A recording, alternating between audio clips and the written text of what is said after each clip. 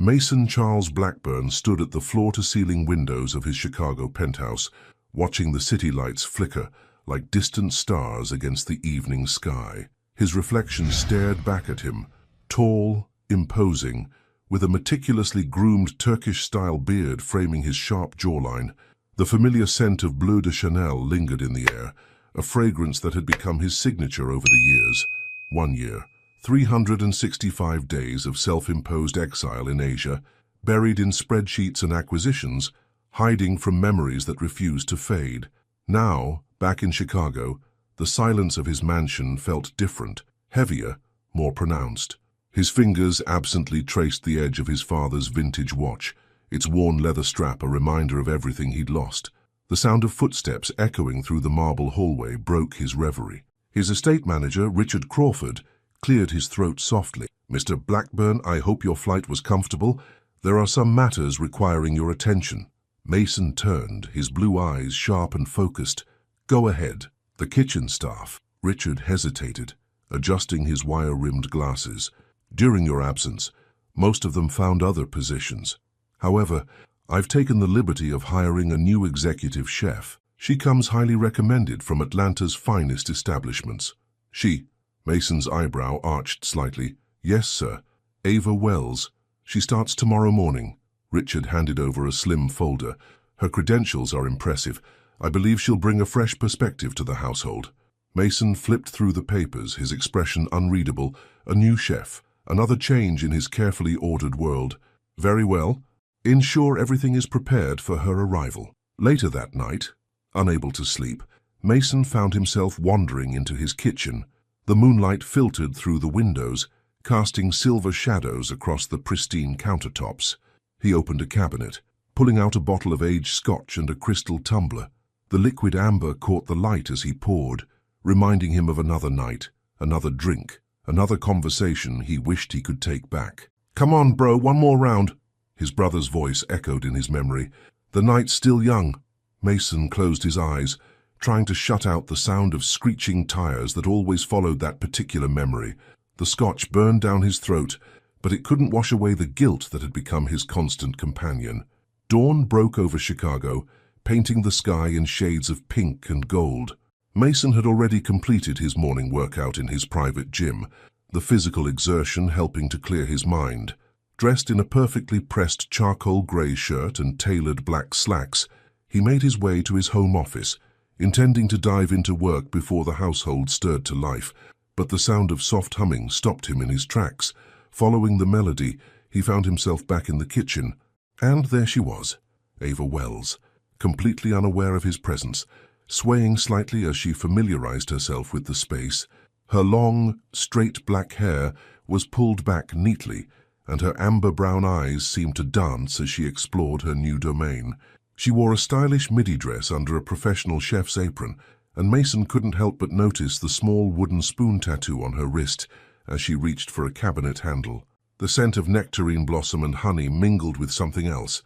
Was that vanilla? Cinnamon? Whatever she was preparing made the kitchen smell like home, a concept Mason had almost forgotten. "Good morning," he said, his deep voice cutting through the quiet morning air. Ava startled slightly, turning to face him. Her eyes widened momentarily before she composed herself, offering a warm, professional smile that somehow reached all the way to those remarkable, honey-brown eyes. "Mr. Blackburn, I'm sorry.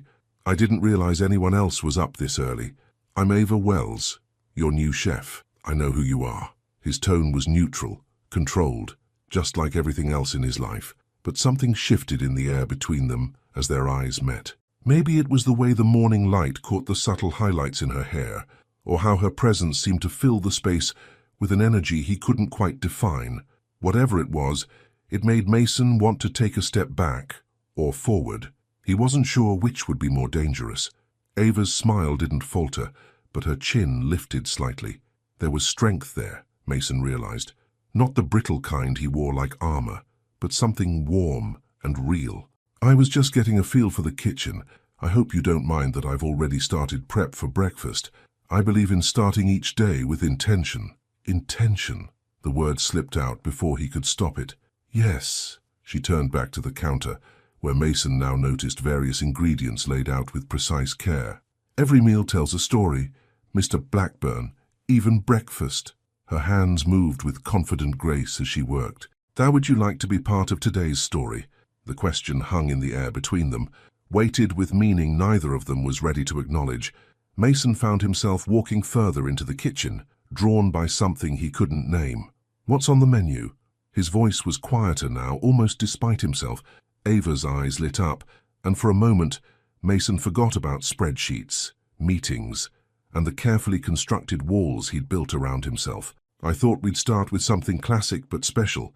Brioche French toast with bourbon maple syrup, fresh berries, and a side of herb-roasted bacon, unless—" She paused, studying his face with surprising insight. "You'd prefer something simpler?" Mason almost smiled. "Almost? No, that sounds—" He searched for a word that wouldn't reveal too much. "Appropriate."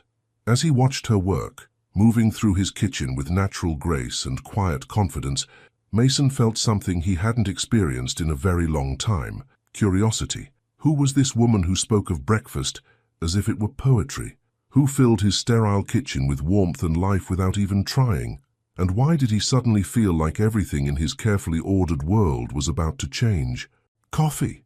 Ava asked, already reaching for a cup as if she knew his answer. "Black," he replied, then watched in surprise as she prepared it perfectly, the exact strength he preferred, in his favorite mug that he didn't remember telling her about. Their fingers brushed as she handed him the cup, and Mason felt an unexpected jolt of awareness. Their eyes met again, and for a moment, neither of them moved. The morning sun streamed through the windows, catching the subtle golden undertones in Ava's skin, making her glow like something out of a dream Mason didn't know he was having. Then his phone buzzed in his pocket, breaking the spell. The real world crashed back in, reminding him of who he was and all the reasons he couldn't afford to feel, whatever this was. "I'll take breakfast in my office," he said abruptly, stepping back. "Thank you, Miss Wells." "Ava," she corrected softly. "My name is Ava." Mason nodded once, already turning away, but he could feel her eyes on him as he left, and the weight of her gaze followed him all the way to his office, where spreadsheets and emails awaited. Safe, predictable things that wouldn't make him question everything he thought he knew about himself. But even as he tried to focus on work, the scent of breakfast wafted through his door, carrying with it a dangerous promise of something he'd spent years convincing himself he didn't need: connection. The afternoon sun filtered through the kitchen's expansive windows, casting warm shadows across the marble countertops where Ava stood, lost in thought. Her fingers traced the edge of her wooden spoon tattoo, a habit she'd developed whenever something troubled her. And right now, that something was the enigmatic Mason Blackburn. 2 weeks had passed since their first encounter, and she still couldn't quite figure him out. He was like a perfectly plated dish with hidden layers. Each time she thought she understood the flavor, she'd catch a hint of something unexpected underneath. The sound of heels clicking against the hardwood floor announced Lena's arrival before she burst into the kitchen, her platinum blonde hair catching the light. "Honey, I'm home," she announced, dropping her vintage leather bag on a chair. "And you look like you're cooking up thoughts instead of dinner." Ava couldn't help but smile at her best friend's entrance. Lena's presence always brought color to any room, today especially in her creative mix of vintage dress and modern accessories. The scent of Daisy by Marc Jacobs trailed behind her like a signature. "I'm thinking about the menu for tonight," Ava said, but Lena's knowing look told her she wasn't fooling anyone. "And does this menu happen to involve a certain tall, brooding billionaire with eyes that could freeze Lake Michigan?" Lena hopped onto a bar stool, reaching for an apple from the fruit bowl. "Spill it, chef." Ava busied herself with chopping herbs, the rhythmic sound of her knife against the cutting board a comfortable distraction. "There's nothing to spill. He's my employer, Lena, that's all." "Right. That's why you've been creating these elaborate meals that belong in a Michelin-star restaurant instead of a private kitchen." Lena bit into her apple, watching her friend carefully. "You know what I think. I think you're speaking his language, the only one he seems to understand right now." Before Ava could respond, the kitchen door swung open. Mason stood there, his imposing frame filling the doorway, the sleeves of his white shirt rolled up to his elbows. Something about seeing those strong forearms made Ava's breath catch slightly. "Ms. Moore," he nodded to Lena, then turned his attention to Ava. "I wanted to inform you that I'll be having dinner in my study tonight. I have calls with Tokyo." "Of course," Ava replied, straightening her spine. "I was planning to make coq au vin, but I can prepare something lighter if you prefer." "Coq au vin is fine."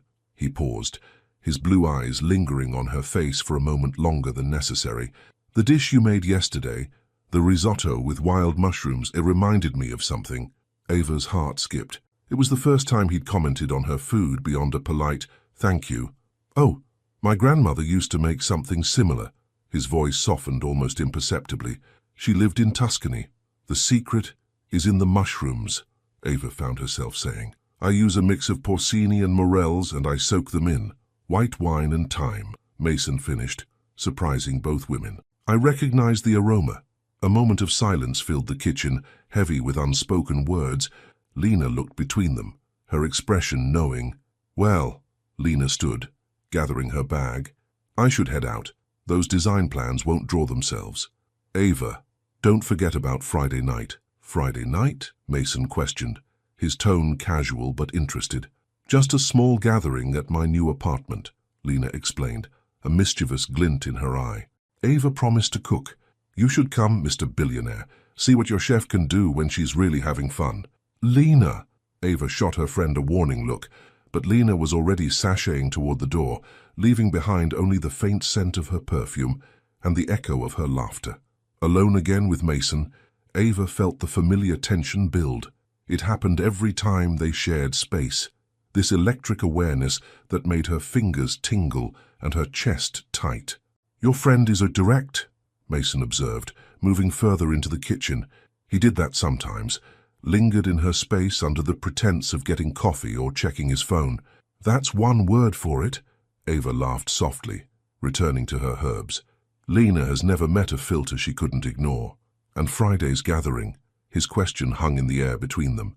Ava's hands stilled. "It's just a small housewarming party." Lena's excited about her new place. She's a brilliant interior designer, transformed a tiny studio into something magical. Mason moved closer, ostensibly to pour himself coffee, the scent of his cologne wrapped around her, making it hard to focus on the herbs she was supposedly chopping. "And what will you be cooking?" "I haven't decided yet." She looked up, finding him closer than she expected. "Why? Are you actually considering coming?" Something flickered in his eyes. "Amusement, maybe?" "Dad, would that surprise you?" "Yes," she answered honestly. "You don't seem like the type to enjoy casual gatherings." "And what type do I seem like, Ms. Wells?" His voice had dropped lower, sending a shiver down her spine. Ava turned to face him fully, suddenly aware of how the afternoon light caught the blue of his eyes, making them look almost stormy. "The type who builds walls so high that even the smell of his grandmother's risotto barely makes it through." The moment the words left her mouth, she wished she could take them back. Mason's expression shuttered, the brief warmth disappearing behind his usual mask of polite distance. "I apologize," she said quickly. "That was out of line." "No." His response surprised her. It was honest. "We don't get much of that in this house." He set down his coffee cup, unused. "Excuse me. I have calls to prepare for." Ava watched him leave, her heart pounding. Only after he was gone did she realize she'd been gripping her chef's knife so tightly her knuckles had turned white. Later that evening, as she prepared his dinner, Ava put extra care into the coq au vin. She selected the perfect wine, let it reduce slowly, made sure each vegetable was cut with precision. As she worked, she thought about the man upstairs in his study, surrounded by screens and spreadsheets, hiding from whatever ghosts kept him company in the silence. When the dish was ready, she arranged it carefully on one of the fine china plates, adding a sprig of fresh thyme as garnish.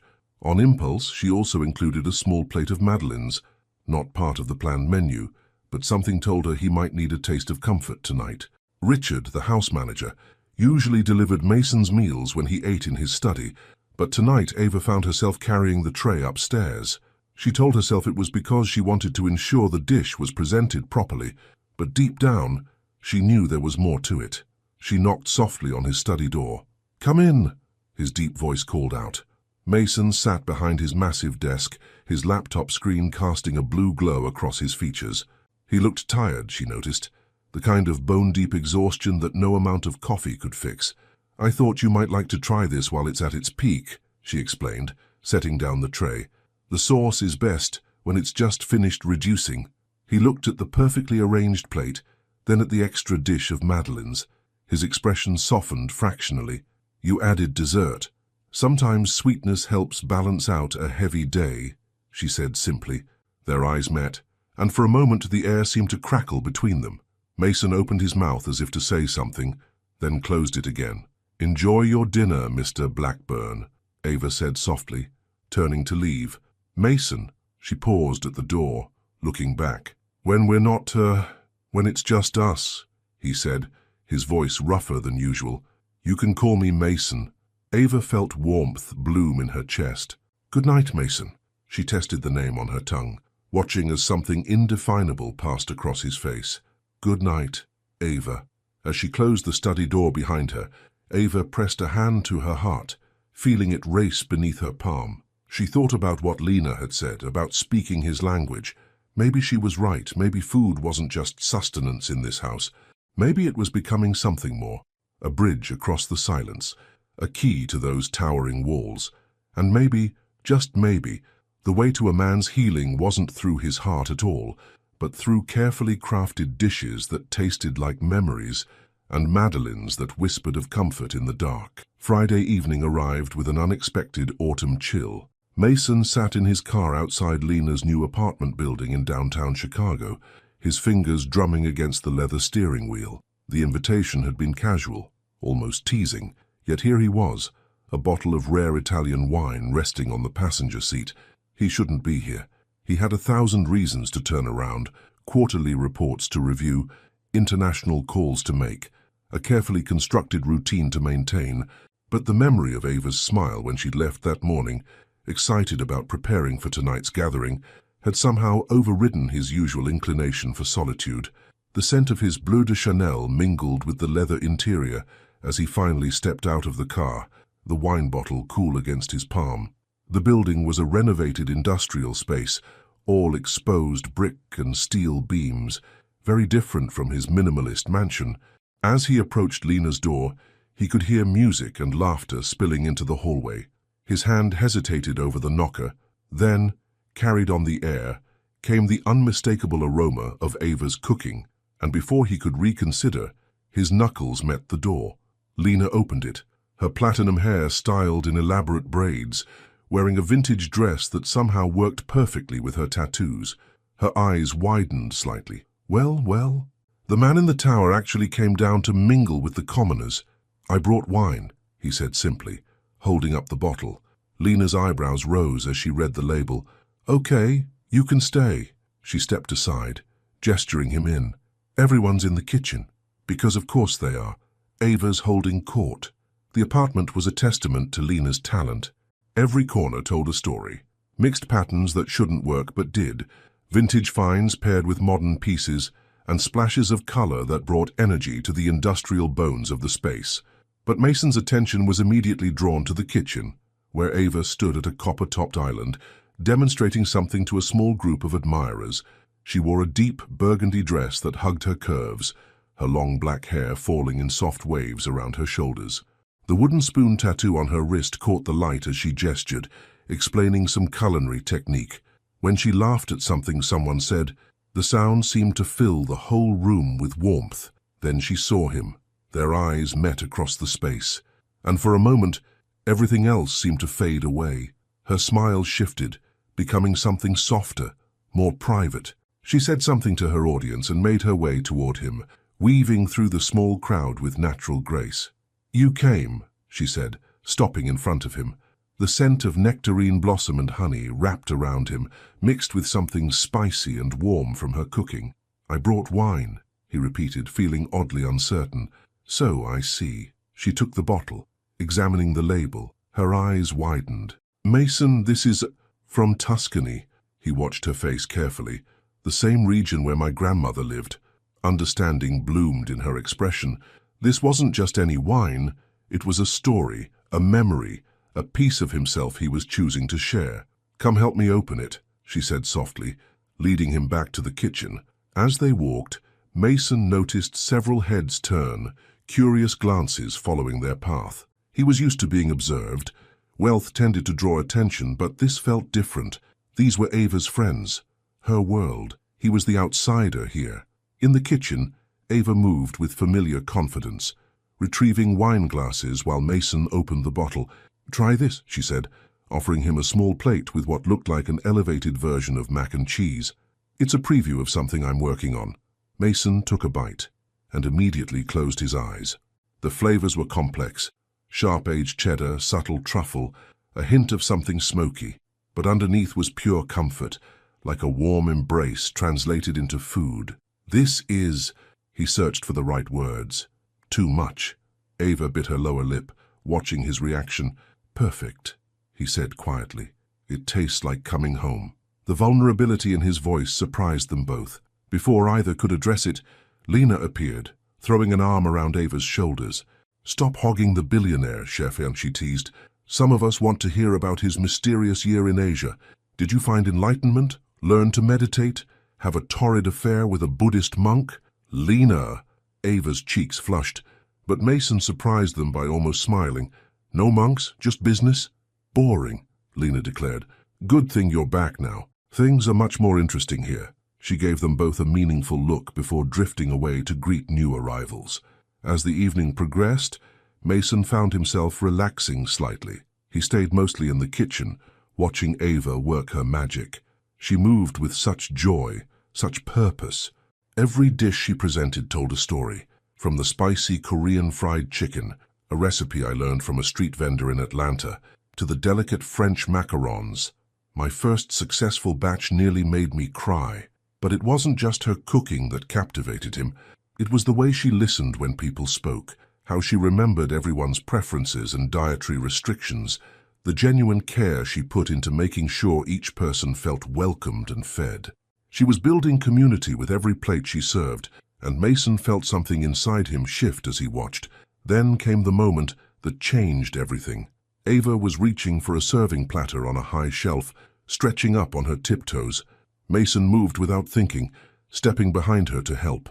His chest brushed against her back as he easily retrieved the platter, and suddenly they were too close, sharing the same breath, her warmth seeping into him. Time seemed to stop. He could feel her pulse racing where his fingers accidentally brushed her wrist. The scent of her perfume mixed with cooking spices made him dizzy.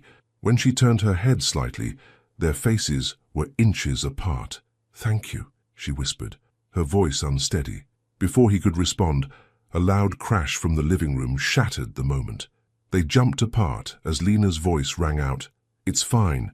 Just a minor design catastrophe." Ava laughed shakily, taking the platter from his hands. Their fingers brushed again, sending electricity up his arm. "I should go help her." "Of course." His voice was rougher than usual. As she walked away, Mason gripped the edge of the counter, trying to steady himself. What was he doing? He'd spent a year building walls, creating distance, protecting himself from exactly this kind of feeling. He couldn't afford to let anyone in, not when the cost of losing them was so high. The memory of his brother's laugh echoed in his mind, followed by the sound of shattering glass and screeching tires. No, he couldn't do this, couldn't risk it. Making his way through the party, he found Lena cleaning up a broken vase. "Thank you for having me," he said formally. "I need to go." Lena looked up, her eyes sharp. Running away already? I have early calls tomorrow." "Right." She stood, brushing off her dress. "You know what I think? I think you're scared. Not of Ava, but of how she makes you feel. How she makes you want to feel." Mason stiffened. "You don't know me, Ms. Moore." "No," she agreed. "But I know what it looks like when someone's fighting their own happiness.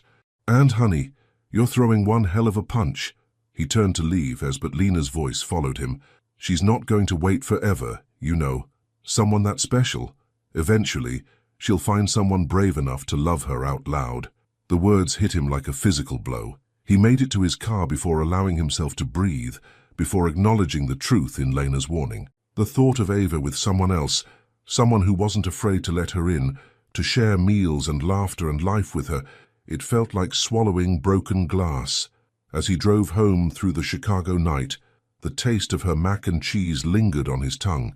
It tasted like possibility, like hope, like everything he'd been running from. And for the first time in a very long time, running didn't feel like the right answer anymore. The weekend after Lena's party passed in a haze of awkward encounters and careful avoidance. Mason buried himself in work, taking meals in his study instead of the kitchen.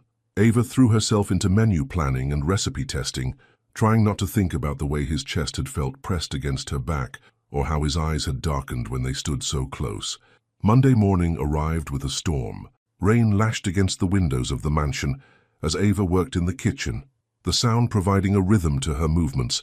She was elbow-deep in bread dough when Mason appeared in the doorway, looking like he hadn't slept. "I need to discuss something with you," he said, his voice carefully neutral. Ava's hands stilled in the dough. "Of course." She tried to read his expression, but his face was a mask of professional distance. "I'm hosting a dinner party this Friday. Several important business associates will be attending." He stepped into the kitchen but maintained his distance. "I need you to prepare a menu that will impress them." "How many guests?" 12, including myself." He handed her a folder. "These are their dietary restrictions and preferences. I trust you can handle this." The formality in his tone stung more than it should have. "Of course, Mr. Blackburn. Two could play at this game. I'll have a proposed menu for your approval by this afternoon." Something flickered in his eyes at her use of his surname, but he merely nodded and turned to leave. Then he paused. "That dish you made at Lena's party, the mac and cheese." Ava's heart skipped. "Yes? Don't include anything like that. This needs to be sophisticated, professional." He didn't look at her as he spoke. "No comfort food." The words hit like a slap, because that dish hadn't just been comfort food. It had been the moment he'd opened up to her, the moment he'd said it tasted like home. Now he was deliberately closing that door. "Understood," she said stiffly. "Will there be anything else?" He left without answering, and Ava turned back to her bread dough, kneading it with more force than necessary. The rain continued to pour outside, matching her mood. Later that morning, Lena called. "He's being an idiot," her friend declared without preamble. Ava switched her phone to speaker mode as she reviewed the dietary restrictions. "I don't know what you're talking about. Please, Richard told me about the dinner party. Mason's doing that thing men do when they're scared, hiding behind work and formality. He's my employer, Lena. He has every right to maintain professional boundaries." "Professional boundaries?" Lena scoffed. "Honey, the way he looked at you at my party was about as professional as a Vegas wedding chapel. Can we not?" Ava sighed, rubbing her temple. "I need to focus on planning this menu." "Fine, but you're coming over tonight. I have wine, and you need to vent." After hanging up, Ava immersed herself in menu planning. If Mason wanted sophisticated and professional, she'd give him a meal that would make Michelin-starred chefs weep. She pulled from her experiences at Atlanta's finest restaurants, designing a menu that was technically perfect but deliberately impersonal. No family recipes, no comfort food twists, nothing that could be interpreted as emotional. When she presented the menu to Mason that afternoon, he was on a call in his study. She placed it on his desk and turned to leave, but his hand shot out, catching her wrist. The touch sent electricity through her body. "Wait," he said to her, then spoke into his phone. "Jenkins, I'll call you back." He ended the call but didn't release her wrist. His thumb rested right over her wooden spoon tattoo, and she wondered if he could feel her pulse racing. "Is there a problem with the menu?" she asked, proud of how steady her voice remained. Mason finally let go of her wrist to pick up the paper. His eyes scanned the courses. Champagne poached oysters with pearl caviar, butter poached lobster with vanilla bean beurre blanc, beef tenderloin with black truffle demi-glace, dark chocolate soufflé with gold leaf and raspberry coulis. "It's perfect," he said, but he didn't sound pleased. "Exactly what I asked for, but not what you want." The words slipped out before she could stop them. Their eyes met, and for a moment, the carefully constructed walls between them wavered. "What I want isn't relevant," he said quietly. "Isn't it?" Ava took a step closer, emboldened by frustration, because the man who came to Lena's party, who closed his eyes when he tasted my food, who told me it was like coming home. That man seemed to know exactly what he wanted. Mason stood abruptly, his chair rolling back. That was inappropriate of me. I shouldn't have attended the party. I shouldn't have... He ran a hand over his beard. Things need to stay professional between us. Why? Ava demanded. Give me one honest reason. Because people leave. The words exploded from him, echoing in the study. His hands gripped the edge of his desk. People leave or they die, or they get taken away, and I can't... He cut himself off, breathing hard. Ava's heart ached at the raw pain in his voice. She stepped forward slowly, as if approaching a wounded animal. Mason? The menu is perfect, he said, his voice controlled again. Thank you, Miss Wells. The dismissal was clear. Ava turned to leave, but at the door, she looked back. You know what the secret ingredient was?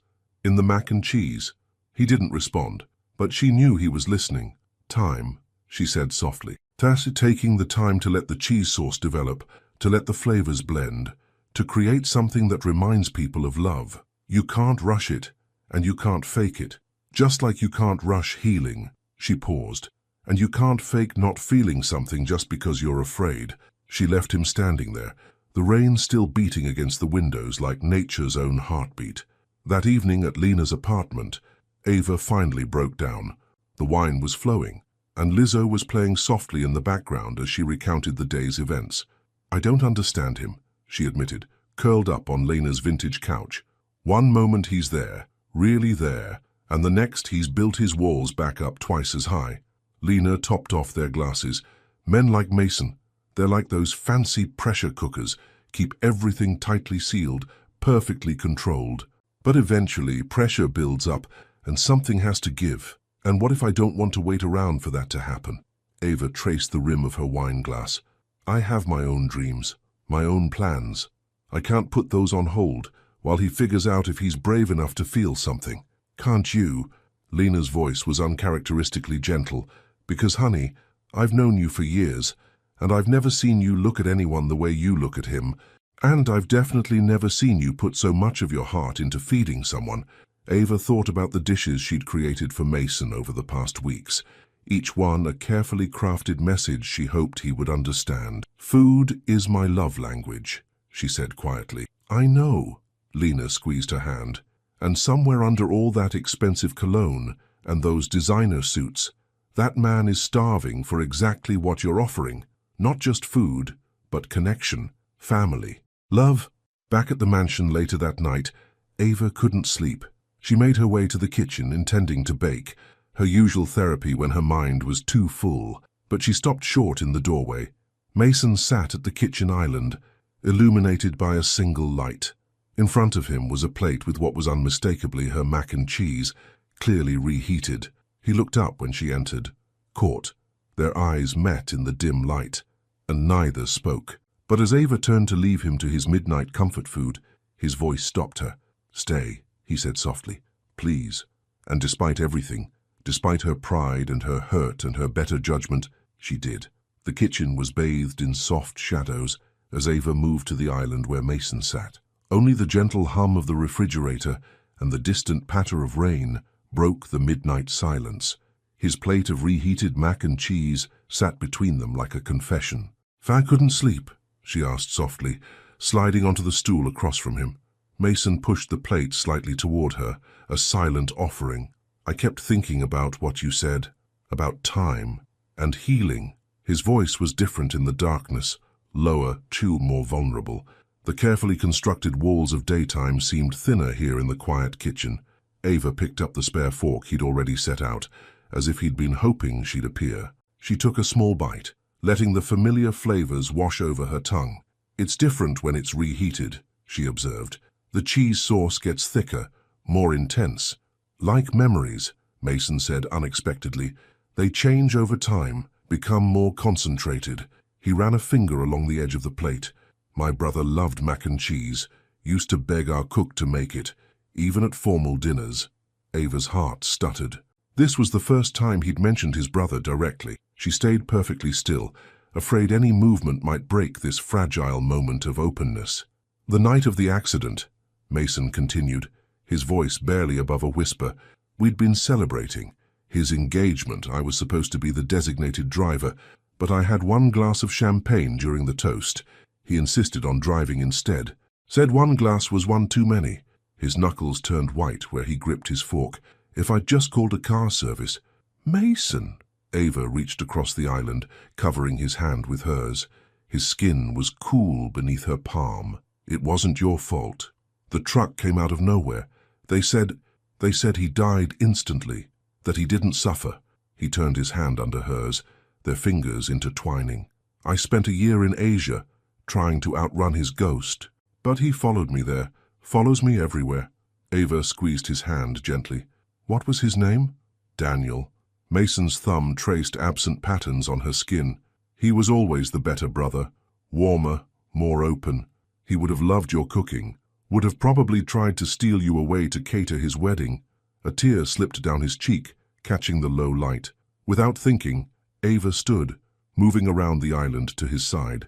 When she wrapped her arms around him, he stiffened for a moment before melting into her embrace, his face pressing into her stomach. She held him as his shoulders shook silently, one hand stroking his back while the other cradled his head.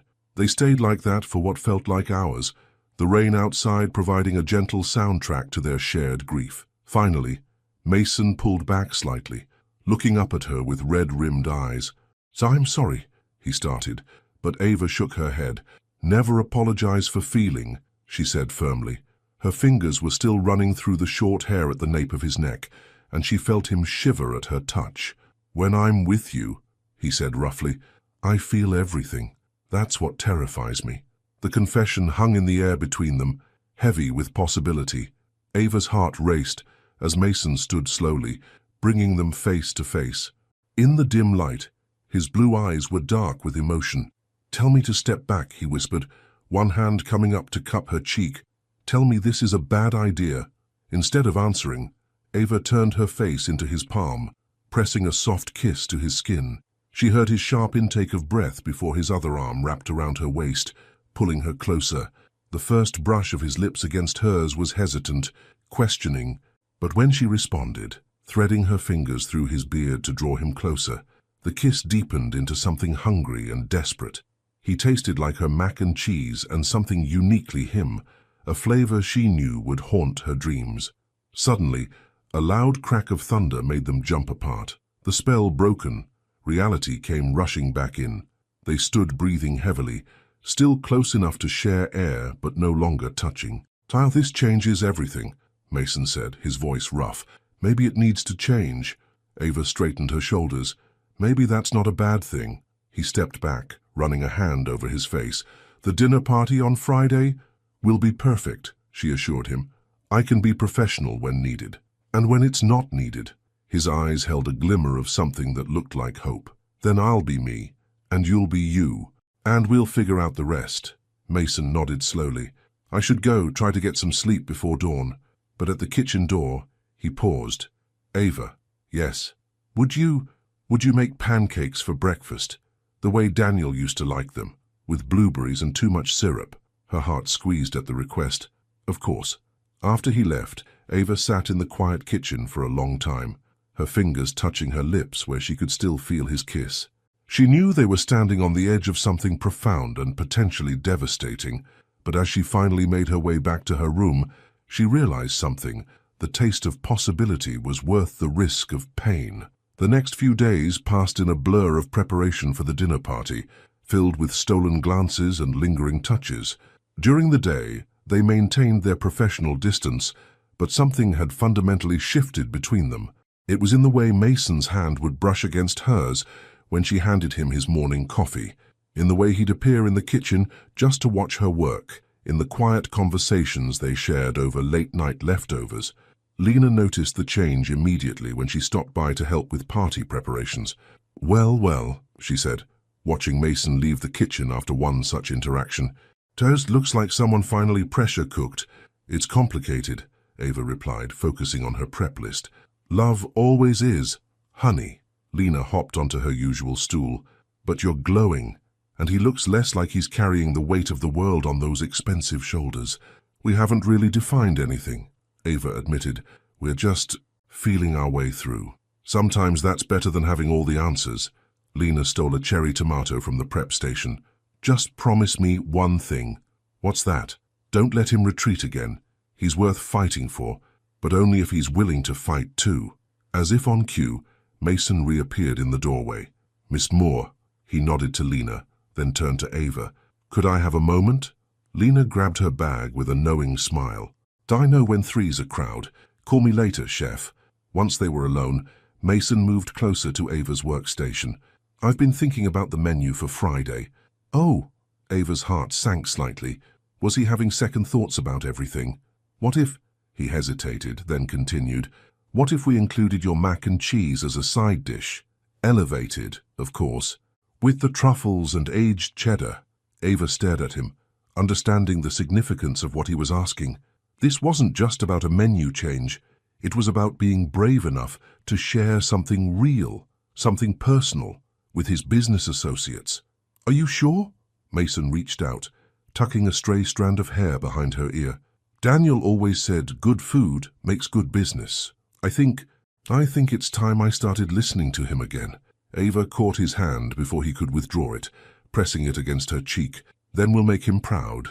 In the warm afternoon light, surrounded by the sense of her prep work and the promise of something new, they shared a smile that felt like the beginning of a different kind of recipe, one that would take time, patience, and just the right amount of courage to perfect.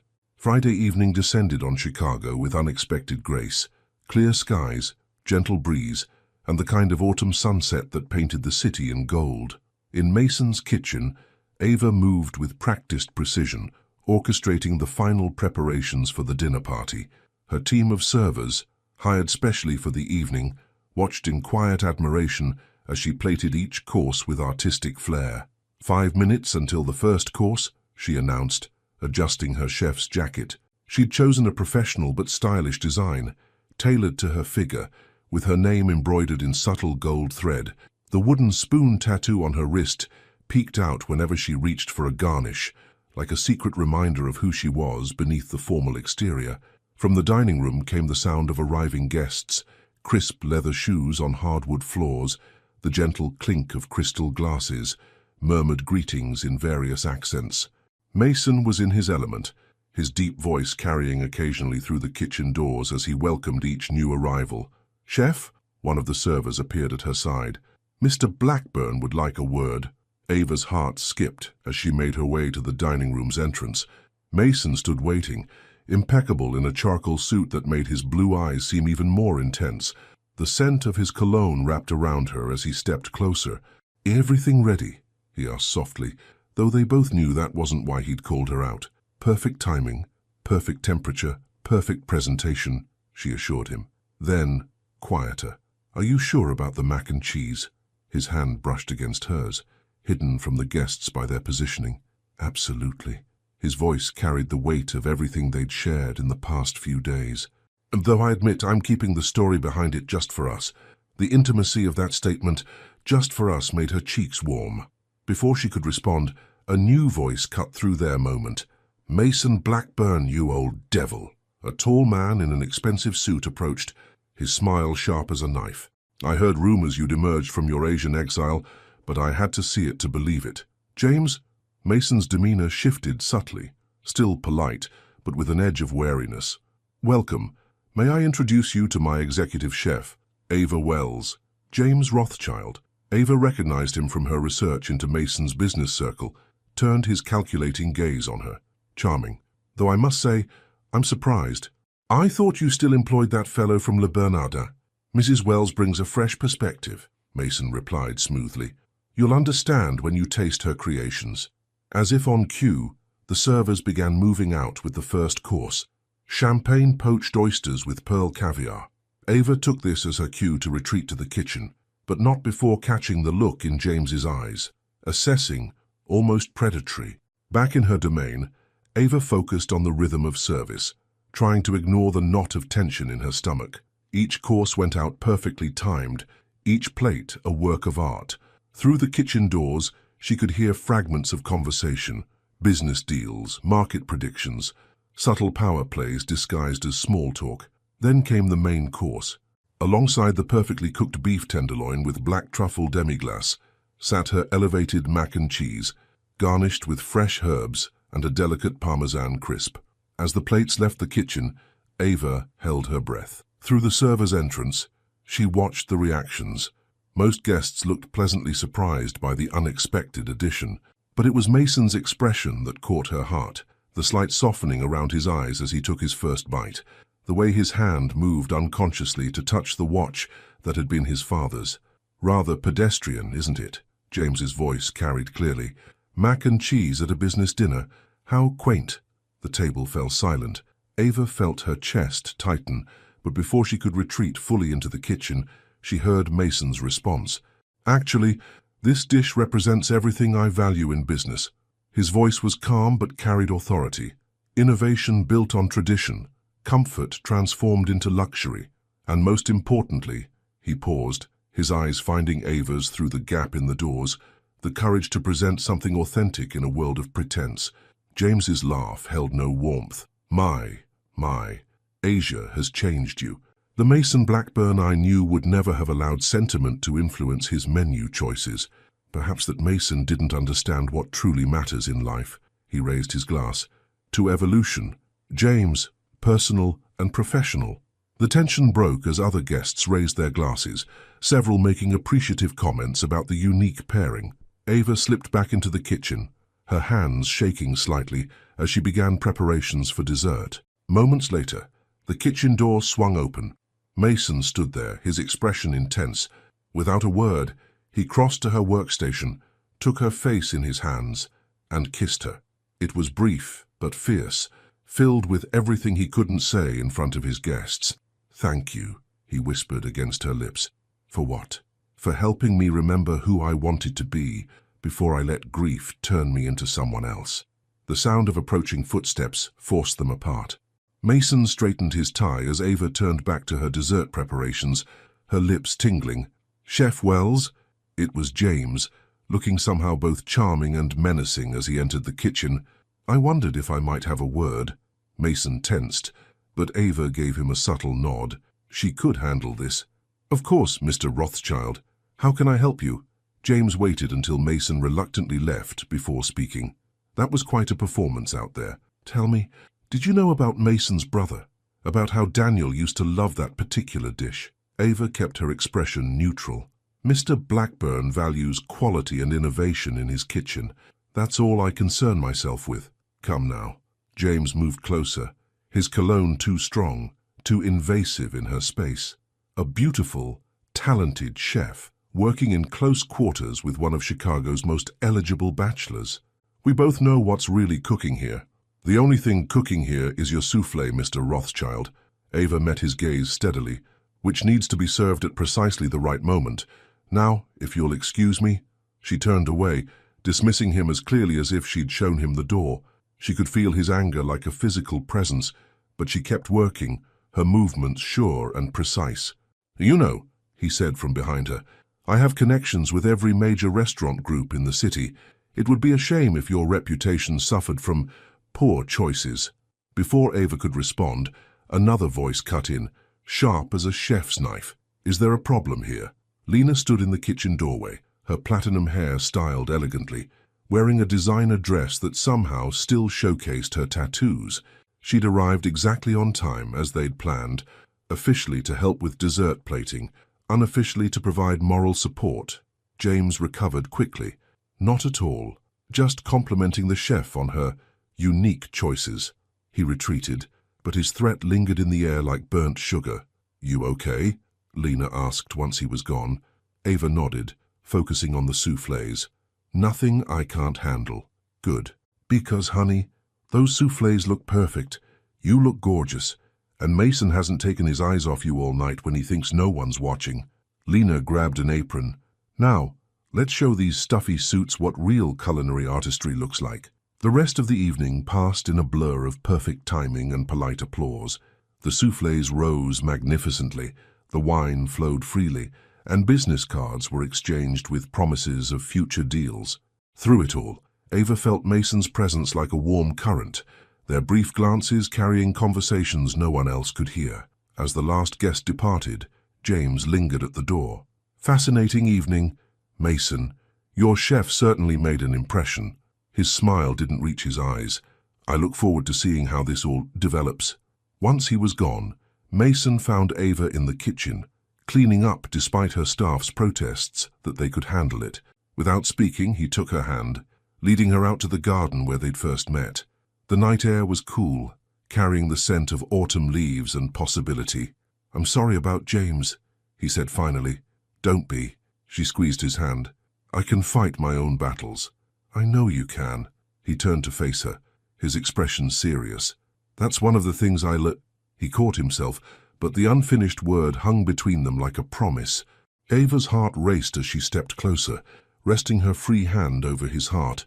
"One of these days," she said softly, "you're going to finish that sentence." Mason's other hand came up to cup her cheek. "So one of these days," he agreed. "I'll be brave enough to say everything I feel when I look at you. Until then," she smiled, "I'll keep feeding your soul and my heart," he whispered, before bringing his lips to hers in a kiss that tasted of chocolate soufflé and new beginnings. Above them, the stars twinkled like sugar crystals, witnesses to a love that was slowly, carefully, deliciously coming to boil. 2 weeks after the dinner party, autumn had fully embraced Chicago. The trees lining Mason's estate blazed with red and gold, and mornings arrived with a crisp bite that made Ava's fresh-baked pastries even more appealing. But alongside the seasonal change came a shift in the city's culinary landscape that couldn't be ignored. Ava stood in the kitchen, staring at her phone where several text messages from former colleagues lit up the screen. Each one told a similar story. Prestigious restaurants suddenly rescinding their interest in collaborations, potential investors backing out of discussions about her future restaurant, carefully cultivated connections going cold. James Rothschild was making good on his threat, his influence spreading through Chicago's restaurant scene like frost. "Don't let him get to you," Lena said from her perch at the kitchen island, watching Ava aggressively knead bread dough. "Men like that can smell fear." "I'm not afraid," Ava replied, perhaps with more force than the dough required. "I'm angry. Everything I've worked for, every connection I've built. He's trying to erase it all because I wouldn't play his game." "Have you told Mason?" Ava's hands stilled in the dough. "No, he has enough to deal with. James is causing problems on the business side too, trying to pull investors from their latest project." "Honey." Lena's voice took on that tone that meant she was about to deliver some hard truth. "You can't protect him by keeping secrets. That's exactly what he did for years, and look where it got him." Before Ava could respond, Mason's deep voice filled the kitchen. "She's right." They both turned to find him standing in the doorway, his usual impeccable suit slightly rumpled, his expression tense. "Richard just showed me the messages he's been intercepting. Why didn't you tell me James was threatening your career?" Ava wiped her hands on her apron, leaving traces of flour that somehow made her look more determined rather than disheveled. Because this is my battle to fight." "No." Mason crossed the kitchen in 3 long strides, closing the distance between them. "It's our battle." His hand came up to cup her cheek, thumb brushing away a smudge of flour. "You taught me that, remember? When you made me face Daniel's memory instead of running from it. Lena grabbed her bag, heading for the door. "Go work on those design plans. Somewhere else. Far away from all this delicious tension." Once they were alone, Mason's other hand found Ava's waist, drawing her closer. "Talk to me." Ava leaned into his touch, allowing herself a moment of vulnerability. "He's systematic. Every day. Another door closes. At this rate, I'll never—" She swallowed hard. "My restaurant was more than just a dream. It was going to be my legacy. A place where people could taste love in every bite. Just like my grandmother taught me." "Tell me about it," Mason said softly. "Tell me everything you've imagined." And so she did. Standing in his kitchen, still covered in flour, Ava painted a picture with words. She described the warm lighting, the open kitchen where guests could watch the magic happen, the herb garden she'd tend herself. She talked about the menu, a fusion of comfort food and haute cuisine where every dish told a story. The tables would be made from reclaimed wood, she continued, losing herself in the vision. And each one would have a small potted herb as a centerpiece, fresh flowers in vintage vases, mismatched on purpose. And the wall near the entrance, that would be covered in framed recipes, handwritten ones passed down through generations, including your grandmother's, especially hers. Ava smiled sadly. Not that any of it matters now. Mason's hands tightened on her waist. It matters, and James isn't going to take it from you. Mason, his influence, goes both ways. His blue eyes held a dangerous glint. He's not the only one with connections, and he's forgotten something important about me. What's that? I learned ruthlessness in Asia. I just chose not to use it until now. He pressed his forehead to hers. No one threatens what I love. The word hung between them, neither acknowledging it directly but both feeling its weight. Ava's heart raced as Mason's lips found hers, the kiss carrying all the promises he wasn't ready to voice. When they parted, he smiled, a rare, full smile that transformed his entire face. I have an idea, but I'll need you to trust me. I already do. Good. He glanced at the abandoned bread dough. Because we're going to need that fighting spirit of yours, and maybe, his smile turned mischievous, a few of your culinary secrets. Over the next few days, Mason's plan took shape. He arranged a private dinner party, but unlike the formal business affair, this one would be intimate, strategic. He invited food critics, social media influencers, and most importantly, the old guard restaurateurs who respected tradition and talent more than they feared James Rothschild. Ava threw herself into the menu planning, designing dishes that showcased not just her technical skills, but her heart. Each course would tell part of her story, from her grandmother's kitchen to her dreams for the future. The night before the dinner, Mason found her in the kitchen long after midnight, testing and retesting sauces. He watched from the doorway as she worked, her movements graceful even in exhaustion. You should rest, he said softly. Just one more taste. She adjusted the seasoning in a sauce, then offered him a spoon. What do you think?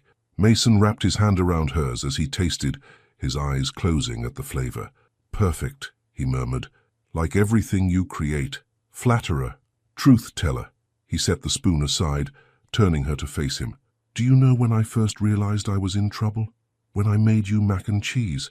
Before that, his hands settled on her hips, drawing her closer. It was that first morning, when you asked if I wanted to be part of the day's story. No one had invited me to be part of anything in so long. I'd forgotten how much I wanted to belong somewhere. To someone. Ava's hands slid up his chest, feeling his heart race under her palm. And now? Now? He smiled that rare smile again. Now I belong in every story you're willing to tell, every dish you create, every dream you're brave enough to share. Even if those dreams are complicated, she whispered. Even if fighting for them means making powerful enemies. Especially then. He brushed his lips across her forehead, her cheeks, finally capturing her mouth in a kiss that tasted of promise and passion. Because the best recipes always have complex flavors. Later, as they sat sharing leftover dessert samples at the kitchen island, Ava's phone buzzed with a message from Lena. You'll never believe what I just heard. James's wife is leaving him. Something about catching him with his assistant. His reputation is about to take a very public hit. Mason read the message over her shoulder, his expression thoughtful. Karma, he mused, serves itself. You didn't have anything to do with this, did you? Me? He affected an innocent look that didn't quite hide his satisfaction. I merely suggested to a certain private investigator that Mrs. Rothschild might want to check her husband's private calendar more carefully. Ava stared at him. You're a little bit dangerous, aren't you? Only to people who threaten what matters to me. His hand found hers, fingers intertwining. Speaking of which, I had Richard look over some potential restaurant locations today. There's a space in Lincoln Park that I think you should see. Mason, she pulled back slightly. I can't let you invest in my restaurant. Not now. People will say whatever they want. He squeezed her hand. But I'm not offering as your boyfriend, or whatever we are. I'm offering as a businessman who recognizes an excellent investment opportunity. The terms would be standard, the contract ironclad. Your vision, your control. I'd just be a silent partner who happens to get private tasting privileges. Boyfriend, she teased, focusing on the word he'd let slip. Color crept up his neck. Partner sounds better? Yes, she said softly. To both. Above them, The kitchen's warm lights cast a gentle glow, turning the midnight hour into something magical. Outside, Chicago's autumn wind rustled through golden leaves, carrying the promise of change and the sweet scent of possibility. And in Mason's arms, Ava finally felt all her ingredients coming together into something perfect. The Lincoln Park space was perfect, almost too perfect. Ava stood in the empty restaurant, sunlight streaming through the large windows, casting patterns on the hardwood floors. The open layout, the exposed brick walls, the potential for her dream herb garden on the private patio. It was everything she'd imagined. The previous tenant was a French bistro, Mason explained, his hand resting lightly on the small of her back. They left most of the kitchen equipment, top-of-the-line stuff. Ava ran her fingers along the pristine stainless steel counters in the kitchen. "So you just happened to find this place?" "Richard found it." Mason's expression was too innocent, though I may have asked him to start looking the day after you first told me about your dream. She turned to face him, leaning against the counter. "That was weeks ago, before we were even together." He stepped closer, bracketing her with his arms. "I knew even then that I wanted to be part of your story, whatever that meant." The kiss they shared tasted of possibility and morning coffee, but when they parted, Ava saw something flicker in Mason's eyes, a shadow of an old fear. "What is it?" she asked softly. "Daniel and I," he took a deep breath, "we were going to open a restaurant together, not to run it. Neither of us could cook worth a damn, but to invest, to create something together." He had the vision. I had the business sense. "The accident happened 2 days before we were supposed to sign the lease." Ava's heart squeezed. "Mason, if this is too much—" "No." His voice was firm. "That's not why I'm telling you this. I'm telling you because—" He cupped her face in his hands. "Because I want you to understand why this matters so much to me. Helping you build your dream isn't just about us. It's about honoring him too. About finally doing something he would have been proud of." Tears pricked at Ava's eyes. She reached up to touch his face, thumb brushing over his beard. "He would have been proud of who you are now, of how far you've come." Mason turned his face to kiss her palm. "Because of you. You and your stubborn insistence on feeding my soul until it remembered how to feel." "Speaking of feeding," Ava smiled, trying to lighten the moment. "I want to see how the acoustics are in here." Before he could ask what she meant, she started to sing softly, Daniel Caesar's Best Part, her favorite song to cook to. Her voice echoed gently off the empty walls as she pulled Mason into a slow dance. "I just want to see how much space we have," she explained between lyrics. "For the layout, the flow of the room, of course." Mason's eyes crinkled with amusement. "Purely professional research." They swayed together in the sunlight, her head resting against his chest, his cheek pressed to her hair. For a moment, they could both see it. Tables filled with happy diners, the buzz of conversation, the clinking of glasses, the smell of Ava's creations wafting from the kitchen. The spell broke when Mason's phone buzzed. His expression darkened as he read the message. "What is it?" "James." Mason's jaw tightened. "He's calling an emergency board meeting, trying to block the investment in your restaurant." "Can he do that?" "He can try." Mason's voice held that dangerous edge again. "But he's forgetting something important." "What's that?" "I'm not the only one who sampled your food at that dinner party." His smile turned predatory. "And 3 of the board members have already called asking about reservations for your opening night." Ava laughed, despite her anxiety. "The restaurant doesn't even exist yet, but it will." He pulled her close again. "Trust me, always." The next few days passed in a whirlwind of activity. While Mason handled the business side, Ava threw herself into planning. She and Lena spent hours poring over design ideas, creating a mood board that captured her vision perfectly. "We'll use these vintage copper pots as light fixtures," Lena explained, pointing to her sketches. "And look at these chairs I found. Each one slightly different, but they work together perfectly." "Like family," Ava mused, thinking of her grandmother's kitchen where no 2 things matched but everything belonged. One evening, as Ava experimented with recipes in Mason's kitchen, she heard raised voices from his study. Unable to help herself, she crept closer to the door. "You're making a mistake, Mason." James's voice was cold. "Investing in your chef's little vanity project. The board won't stand for it. The board already approved it." Mason's tone was equally frigid.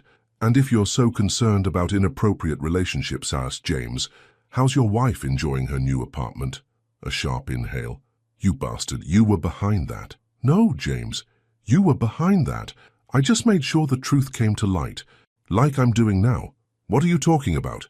The kickbacks from suppliers, the creative accounting at your restaurants. Did you really think I spent a year in Asia just hiding? I was following the money trail, your money trail.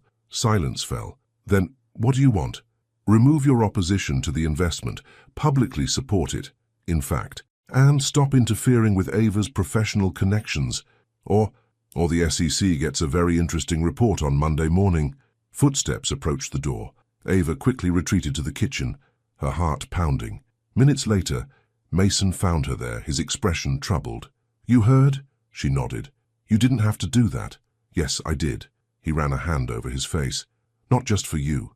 James has been poisoning everything he touches for years. It was time someone stood up to him. Ava moved to him, wrapping her arms around his waist. My fierce protector, says the woman who faced down Chicago's most notorious restaurant critic last week and made him cry with your grandmother's pot roast. She laughed against his chest. He didn't cry, he just got emotional about the memories it evoked. Same thing. Mason pressed a kiss to her temple. Speaking of memories, I have something to show you. He led her up to his study, to a drawer she'd never seen him open before. Inside was a leather-bound notebook, its pages yellow with age. Daniel's recipe journal, he explained softly. He couldn't cook, but he loved food, loved collecting recipes that meant something to him. I thought maybe some of them could find a home in your restaurant. Ava took the journal with trembling hands. Mason, look at the last entry. She opened to the final page. There, in messy handwriting, was a recipe for mac and cheese. But not just any version. It was almost exactly like her elevated truffle version, the one that had started everything between them. He would have loved you, Mason whispered, his voice rough with emotion. Would have loved how you use food to tell stories, to heal hearts, to build bridges. Ava looked up at him, tears shining in her eyes. I love you, she said simply, finally giving voice to what they'd both been feeling. Mason's breath caught. For a moment, he was completely still. Then he pulled her into a kiss that tasted of tears and joy and possibility. I love you too, he breathed against her lips. Had more than I thought I could ever love again. That night, they sat in the kitchen sharing comfort food and dreams. The journal lay open between them, its pages offering a connection between past and future, between loss and love, between silence and flavor. And somewhere, Ava thought, Daniel was smiling, watching his brother finally learn to taste life again. 3 months after finding the perfect space, Ava stood in what would soon be her restaurant, just in essence, watching the controlled chaos of final preparations. Lena had transformed the space into something magical. Copper pots gleaming overhead, vintage chairs arranged around reclaimed wood tables, and the wall of framed recipes telling stories of love and tradition. The autumn sun had given way to winter's first snow, dusting Chicago in white and making the restaurant's warmth feel even more inviting. Steam rose from cups of tea as contractors finished their final touches, and the scent of fresh paint mingled with the herbs already growing in the kitchen's window boxes. The health inspector's coming tomorrow, Lena announced, checking her tablet, and the final equipment delivery is scheduled for Thursday. We're actually on track for the soft opening next week. Ava nodded, but her attention was caught by the centerpiece of the restaurant, a large photograph hanging above the open kitchen. It showed her grandmother's hands kneading bread dough, captured years ago in a moment of perfect love and concentration. Beside it hung a smaller frame containing a page from Daniel's recipe journal, the mac and cheese recipe that had changed everything. Earth to chef, Lena waved her hand. You're doing that thing again where you get lost in your head. Sorry, Ava smiled. It's just, sometimes I can't believe this is real. Believe it, Lena squeezed her shoulder. You've earned this. And not because of Mason's investment, because of every hour you've spent perfecting recipes, every setback you've overcome, every dream you refused to give up on. As if summoned by his name, Mason appeared in the doorway, snow dusting his shoulders. His eyes found Ava immediately, softening in that way that still made her heart skip. The sign just arrived, he announced. Want to see it? Outside, workers were carefully uncrating a custom-made sign. The word Essence was crafted in elegant copper letters, with a small wooden spoon worked into the design, a subtle reference to Ava's tattoo. "It's perfect," she breathed, watching as it was lifted into place. Mason wrapped an arm around her waist, pulling her close against the cold. "Like everything you touch." "Okay, lovebirds," Lena interrupted. "Save the googly eyes for later. We have a million things to finish before the soft opening." But as she turned to head back inside, a sleek black car pulled up to the curb. James Rothschild stepped out, looking significantly less polished than the last time they'd seen him. "Well," he said, his smile tight, "this is quite impressive. I suppose congratulations are in order." Mason's arm tightened around Ava, but she stepped forward, her chin raised. "Thank you. Would you like a tour?" Both Mason and Lena looked at her in surprise, but Ava knew what she was doing. This was her territory now, her dream made real. She wouldn't let old fears taint it. James hesitated before nodding. That would be appropriate. Inside, Ava led him through the space, explaining her vision with quiet confidence. She showed him the open kitchen where guests could watch their food being prepared, the herb garden that would supply fresh ingredients, the wall of recipe cards that told the story of her culinary journey. "And here," she said, stopping at Daniel's framed recipe, "is where it all began." James studied the handwriting, recognition flickering in his eyes. "This is my brother's," Mason said quietly, having followed them. His last recipe entry before the accident. Something shifted in James's expression, a crack in his carefully maintained facade. "I didn't know you kept this. There's a lot you don't know about me anymore, James." Mason's voice was steady. "Like how sometimes the best business decisions come from the heart, not the spreadsheet." James turned to Ava, really looking at her for the first time. "The mac and cheese at the dinner party. It wasn't just comfort food, was it?" "No," she replied simply. "It was a bridge between past and present, between loss and love, between silence and flavor." A long moment passed before James spoke again. "My wife, she used to cook. Before I convinced her it wasn't sophisticated enough for our social circle." He swallowed hard. "She made this incredible lasagna. Nothing fancy, just home." "Sometimes," Ava said gently, "the simplest dishes carry the most meaning." James nodded once, sharply. Then he reached into his pocket and pulled out a business card. "My wife's number. Perhaps you could use someone with her talent for your lunch service. She's been talking about getting back into cooking." The olive branch was unexpected but clear. Ava took the card with a smile. "I'd love to meet her." After James left, Mason pulled Ava into his arms. "That was unexpected. Sometimes people just need to be reminded of what really matters," she said, thinking of how far they'd both come. "Speaking of which, I have something to show you."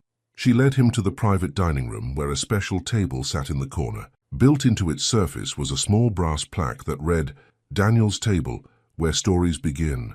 Mason's breath caught as he traced the letters.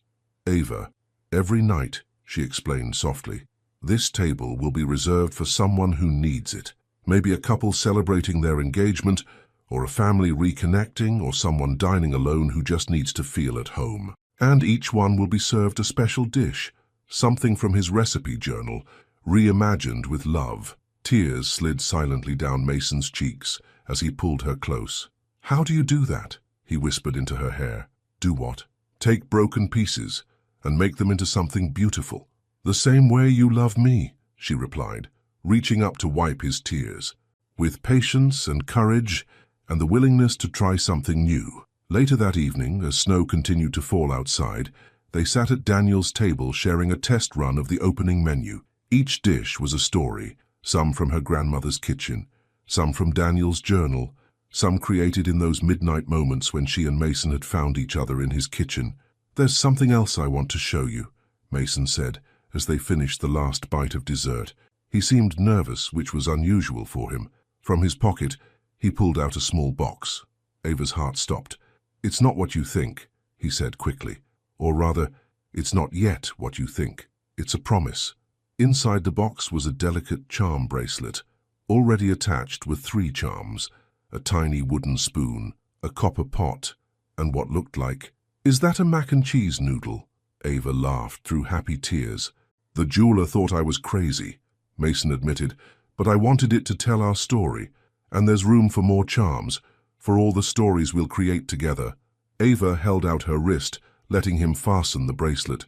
I love you, she said, the words feeling more natural every time she spoke them. I love you too. He kissed her softly. Care enough to let you experiment on me with all your new recipes, even the spicy ones, especially those. His smile turned mischievous. You've already set my heart on fire.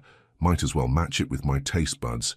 Outside, Chicago glittered under its blanket of snow. Inside, surrounded by the promise of new beginnings, Ava and Mason added another chapter to their story, one flavored with trust, seasoned with love, and garnished with the kind of hope that only comes from finding your way home. Opening night at Essence arrived with a gentle snowfall that turned Chicago into a winter wonderland. Inside the restaurant, warmth radiated from every corner, copper pots glowing overhead, candles flickering on tables, herbs thriving in their window boxes despite the cold outside. Ava stood in her kitchen, breathing in the controlled chaos of final preparations. Her team moved around her with practiced precision, each person knowing their role in the carefully choreographed dance of service. The charm bracelet Mason had given her clinked softly as she made final adjustments to the first course.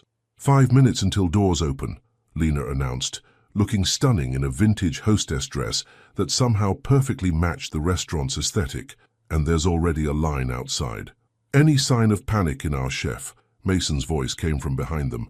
He looked devastatingly handsome in a charcoal suit that he'd chosen specifically to complement the restaurant's color scheme.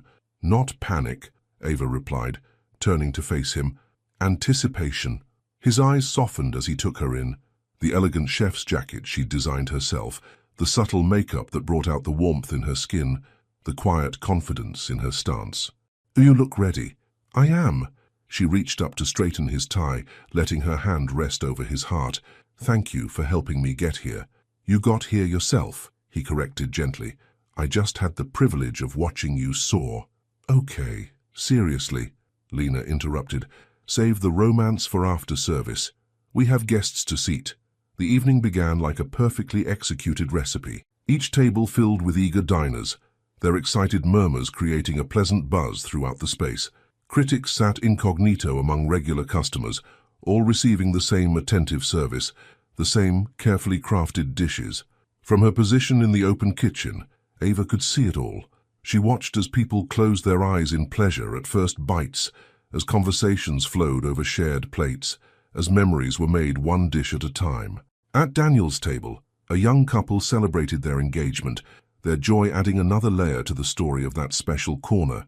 Mason had personally selected their complimentary champagne, and Ava had prepared Daniel's mac and cheese with truffles as a surprise course. Even James's wife Linda had come, sitting at the bar and tasting everything with the enthusiasm of someone rediscovering a lost love. She and Ava had clicked immediately during menu planning, and now she was set to start as lunch service chef the following week. Halfway through service, Ava noticed Mason slipping away toward the private dining room they'd added at the back of the restaurant. She didn't think much of it. He'd been handling various details all night, until Lena appeared at her side with a mysterious smile. Go, her friend said, taking the plating spoon from her hand. Your team has this under control. But trust me, Lena's eyes twinkled. Some moments matter more than perfect plating. Intrigued, Ava made her way to the private dining room. She stopped in the doorway, her heart catching at the sight before her. The room had been transformed. Dozens of candles cast a warm glow, and the table was set for two. But what brought tears to her eyes were the photographs on the walls, her grandmother in her kitchen, Daniel laughing at what must have been his engagement party, and newer ones of her and Mason in various moments over the past months. I had help, Mason said softly from behind her. Lena found the photos. Linda helped with the timing. Even James contributed that picture of Daniel. But why? Ava turned to find Mason looking at her with such love it took her breath away. Because this isn't just the opening of your restaurant, he said, taking her hands in his.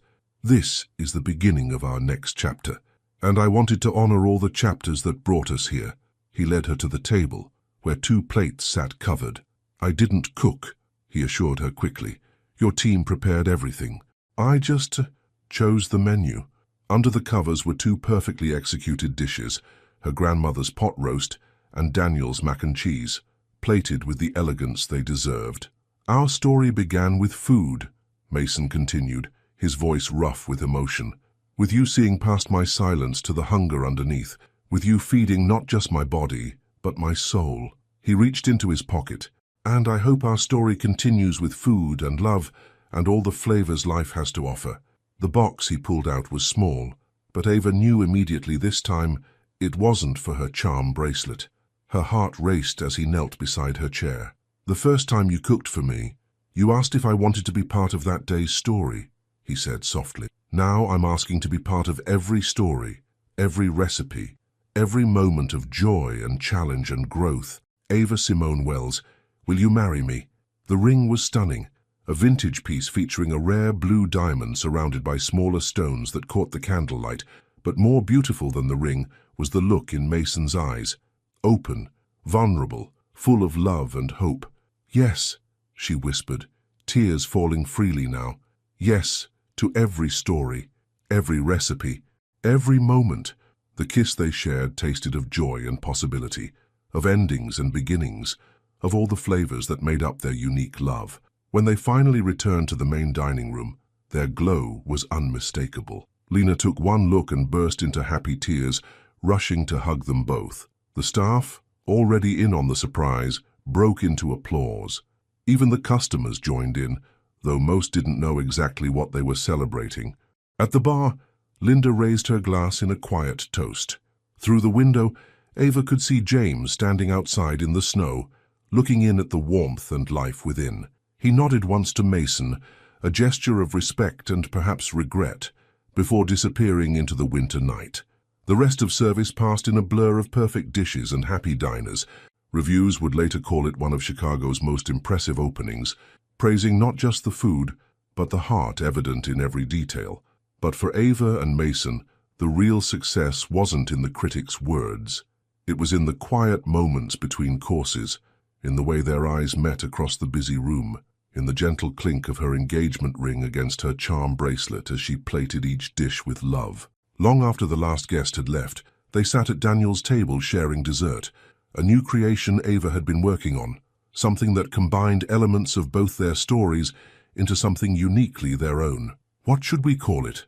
Mason asked, savoring another bite. Ava smiled, touching her wooden spoon charm. How about coming home? Perfect, he murmured, pulling her close. I like everything you create. Outside, snow continued to fall, dusting Chicago's streets with fresh possibilities. Inside Essence, surrounded by the warmth of their shared dream, Ava and Mason added this moment to their collection of stories, a tale of love flavored with courage, seasoned with trust, and sweetened by the knowledge that sometimes the most complex recipes yield the simplest truth. The heart, like the perfect dish, requires not just skill and patience, but the willingness to taste life in all its magnificent flavors. And in each other, they had found the most exquisite taste of all, love served with a side of forever. 1 year later, the summer sun streamed through the windows of Essence, casting a golden glow across the Sunday brunch crowd. At Daniel's table, Mason sat watching his wife move through her kitchen with graceful confidence. The light caught her engagement ring and wedding band as she plated dishes, the blue diamond sending sparkles dancing across the copper pots overhead. Essence had become more than just a successful restaurant. It was a Chicago institution. Reservations were booked months in advance, but Ava maintained her policy of keeping several tables open each night for walk-ins, believing everyone deserved a chance to taste love on a plate. The charm bracelet on her wrist had grown, each new charm marking another milestone in their story. A tiny wedding cake for their intimate ceremony, held right here in the restaurant. A small key for their new home overlooking Lake Michigan. A miniature Michelin star to celebrate Essence's first prestigious award. Linda had flourished as lunch service chef, eventually bringing James back to the simple pleasures of home cooking. They were regulars now, slowly rebuilding their marriage over shared meals and remembered flavors. Lena had opened her design studio next door, specializing in restaurants that told stories through their spaces. She was currently dating a food photographer who'd fallen in love with her while shooting Essence's first magazine feature. But the biggest change was currently sleeping peacefully in his carrier beside Mason, their 3-month-old son, Daniel, named for the uncle he'd never meet, but whose legacy of love and joy lived on in every dish that left Essence's kitchen. Mason watched as Ava finished her morning service and made her way to their table. She looked radiant in her chef's jacket, happiness glowing from within. Motherhood had added another layer to her already abundant love, and somehow she managed to balance it all with natural grace. "How are my favorite men?" she asked, leaning down to kiss Mason before checking on their sleeping son. "Missing you," Mason replied, pulling her into the chair beside him. "Though I have to admit, your sous chef's pancakes are almost as good as yours." Ava laughed. "They should be. It's my recipe." Little Daniel stirred, his eyes, blue like his father's, blinking open. Before he could fuss, Ava scooped him up, cuddling him close as a server brought over his bottle, perfectly warmed. "I've been thinking," Mason said, watching his family with a full heart, "about expanding. The restaurant. Our family." He reached over to stroke their son's cheek. "Daniel needs a sibling to share secret recipes with." Ava's eyes softened. "I think that's a beautiful idea. But first," she nodded toward the kitchen, where her team was setting up for a special event.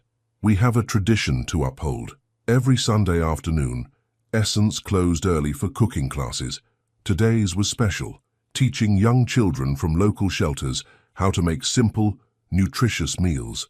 It was their way of passing on the love of food that had brought them together." As they watched the children file in, eyes wide with excitement, Mason wrapped his arm around his wife and son. The scent of fresh herbs and possibility filled the air, and somewhere he knew Daniel was smiling, because this beautiful blend of food and family, of learning and love, of past and future, was the perfect recipe, one that would keep feeding souls for generations to come.